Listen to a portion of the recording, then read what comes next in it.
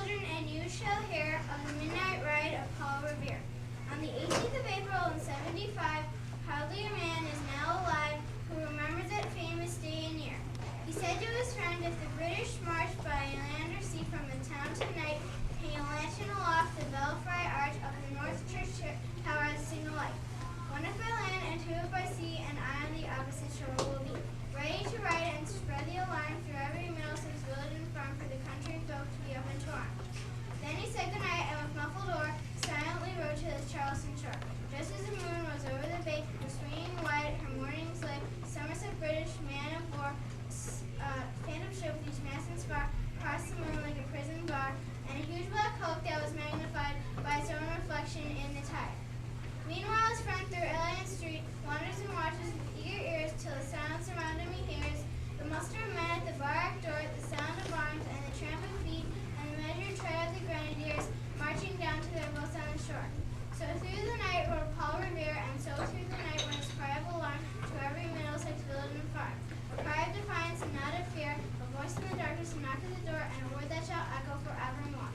For born in the night wind of the past, through all our history to the last, in the hour of darkness and peril and need, the people awaken and listen to hear the hurrying hoofbeats of that steed and the midnight message of Paul Revere.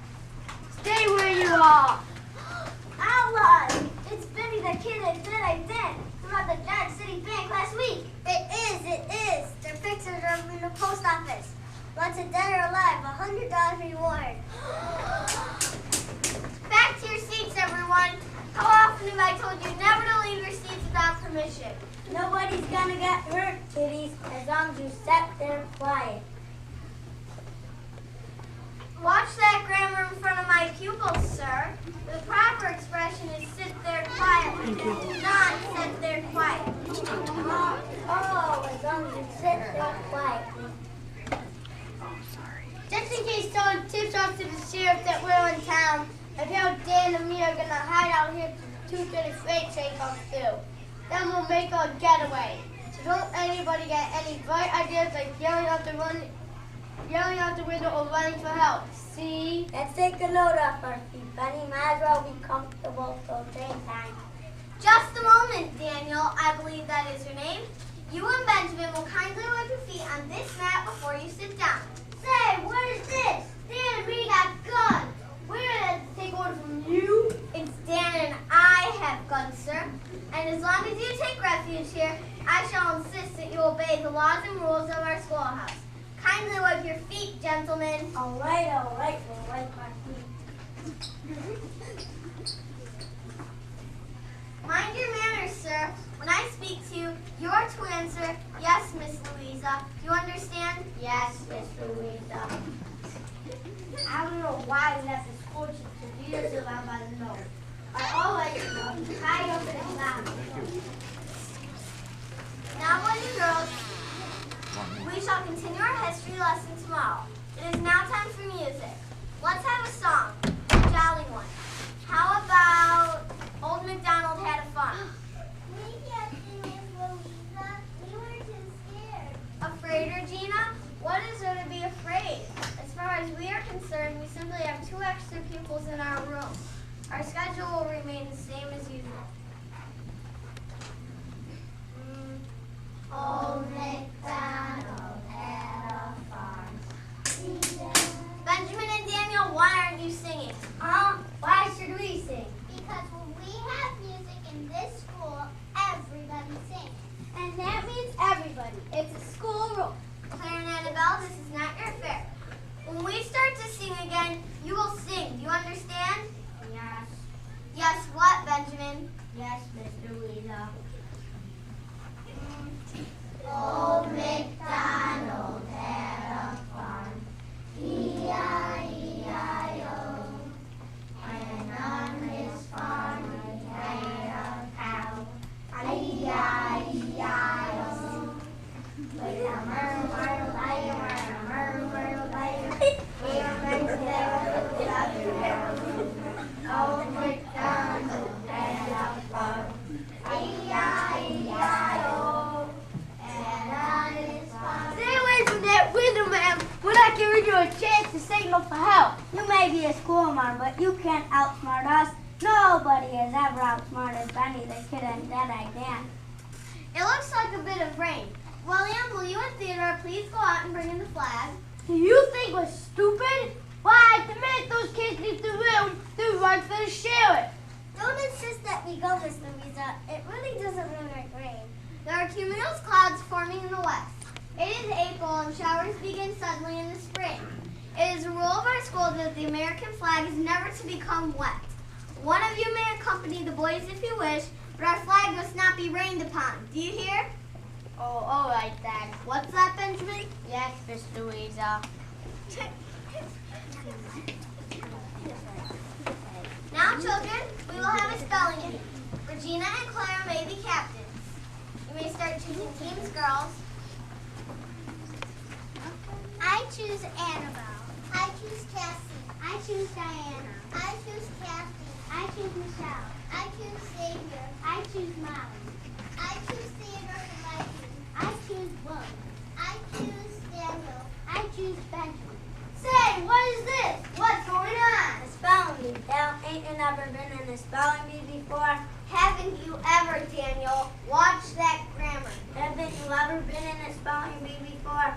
No, and I'm not going to now. Besides, it'll be trade time soon. We have to stay on alert. Very well, Benjamin.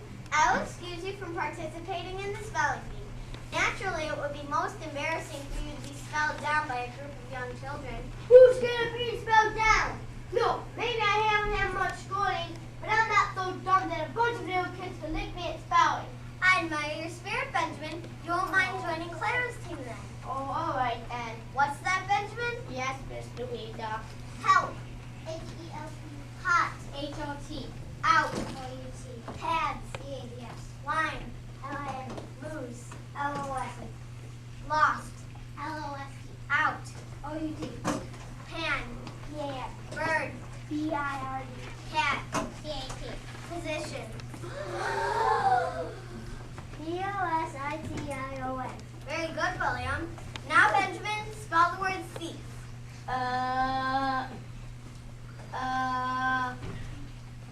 Let me see.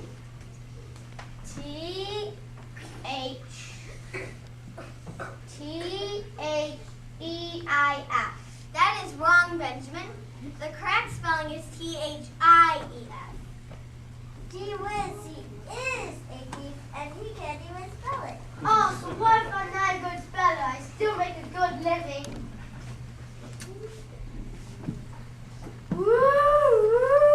Yeah, there goes the 2:30 freight train. I told you it was time to get out of here, but you had to let that crazy school teacher talk us into a spelling bee. At least I didn't miss my spelling word.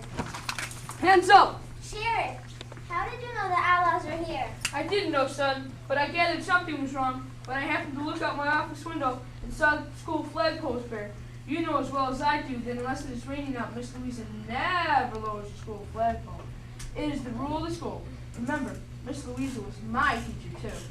I was hoping you noticed that the flag was down and remember that rule, Rodney. Apparently my pupils remember something I teach them. Miss Louisa was just like Paul Revere's friend. She used to signal to tell about the enemy. That's right, Annabelle. And if you two gentlemen were the least bit educated about the ways of the weather, you would have known that cumulus clouds rarely mean immediate rain. I had a hunch that we should have tied that teacher up in the class the minute we came in. Could you have tied her up? No, I couldn't have at that. There's something about Miss Louisa. Why, you just can't imagine tying her up in a closet. She doesn't scare easy, and before you know it, you're half scared of her. The proper expression is she doesn't scare easily. Yes, Miss Louisa. Well, I'll take these scoundrels down to the jail, where they belong. You shall receive your $100 reward in a few days, Miss Louisa.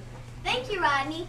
I believe it would be just enough money to take the children on an outing to the Dodge City Music Festival.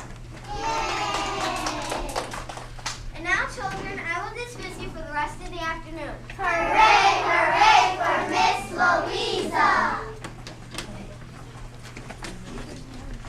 Well, boys, why are you still here? I asked us to stay in the first 3 stanzas of our red line, Miss Louisa. Oh, so I did.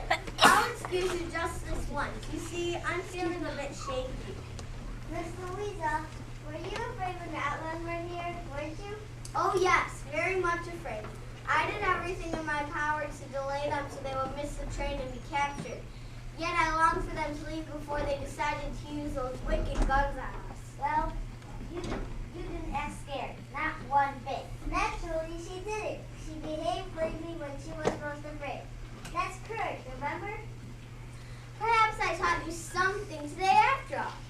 And boys, before you leave, you please hoist the flag. It is several hours yet until sundown.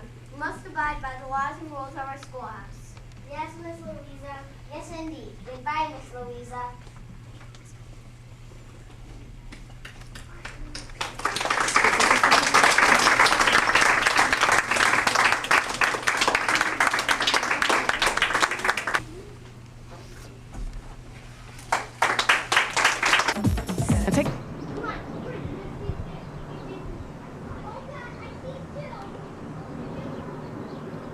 Look at our friend. Picked this guy up. Thought he was a piece of dog poop at first. Then I thought it was a little mouse. Wasn't I surprised when it hissed at me?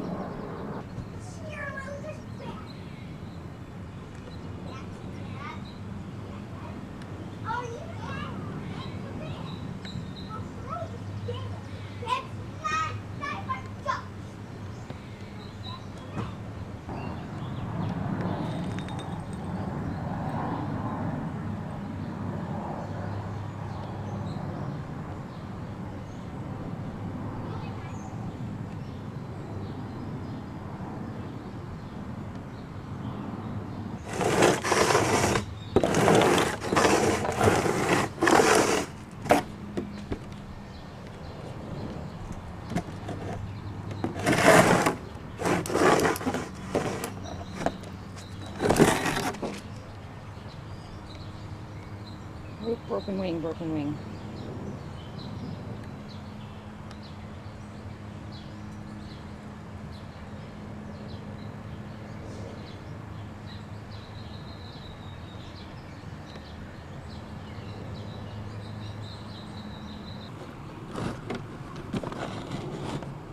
This thing hiss. He will not get in the box and cooperate. Hear him hissing and clicking?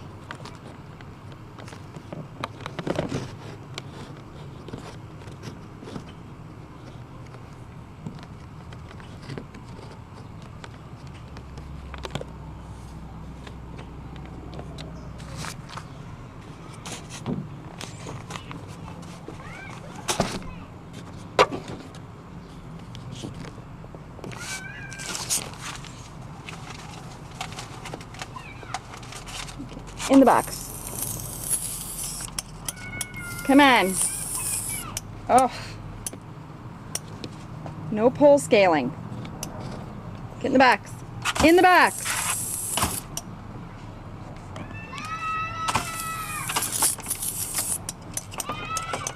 There we go.